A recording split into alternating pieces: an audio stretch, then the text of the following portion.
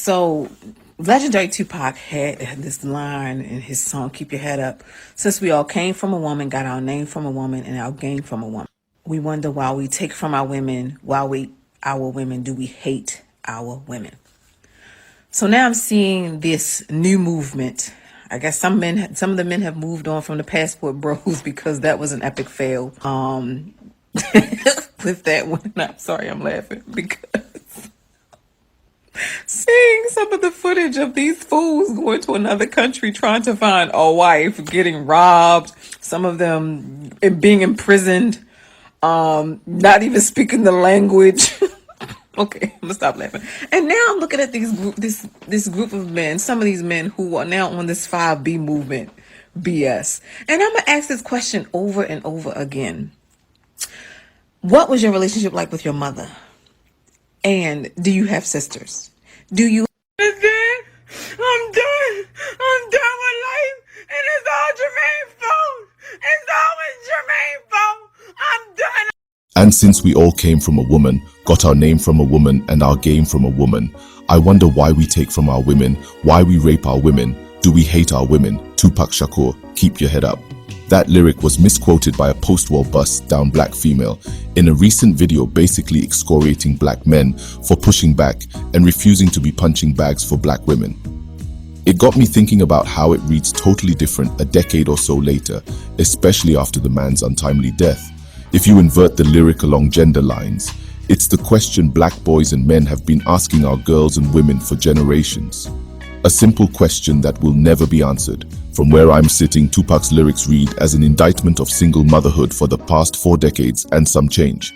I don't personally condemn single motherhood. I do condemn the lack of accountability and systemic gaslighting and social engineering by the female rank and file down here in the slave quarters. No love for my daddy, cause the coward wasn't there.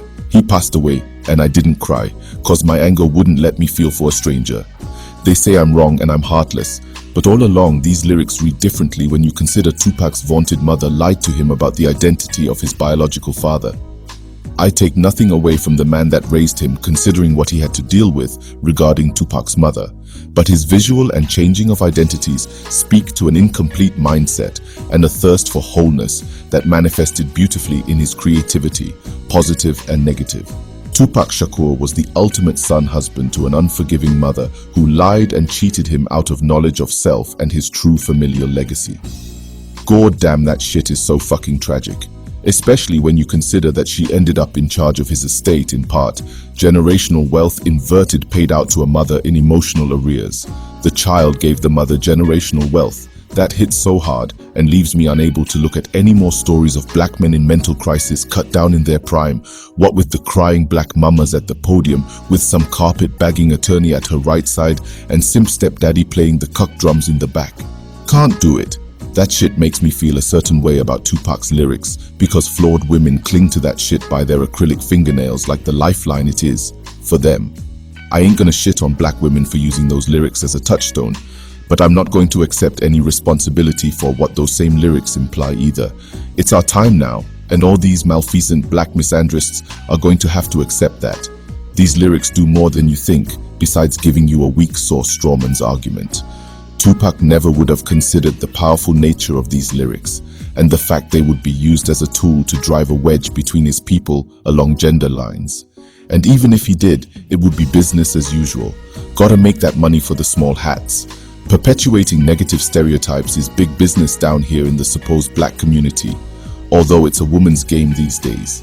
Damn, so much is left on the table when you think about Tupac's life, and well, what you would think is his enduring legacy.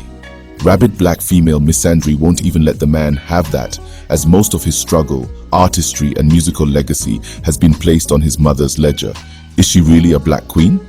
I tell you this, black queens, hold on to those lyrics. You'll need something to keep you warm on those cold winter nights. You know, it's winter out there and has been for some time. Kevin Samuels was an excellent weatherman.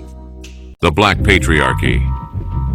A non-existent group of fictional black male power brokers not discredited, erroneously jailed or outright killed by the minority majority who look the other way as they work tirelessly to shame, oppress, and outright take out the altruistic black female populace of the honorable democratic United States of America. 3K's inset bitches. These evil wealthy members of the black patriarchy are the sole reason for all the ills of the black community, walking, talking, holding down jobs, and doing everything up to and including giving their very lives in service to their baby mamas and baby's motherfucking kids. Their motto that strikes fear into the hearts of black women everywhere: bitches ain't shit but hoes and tricks.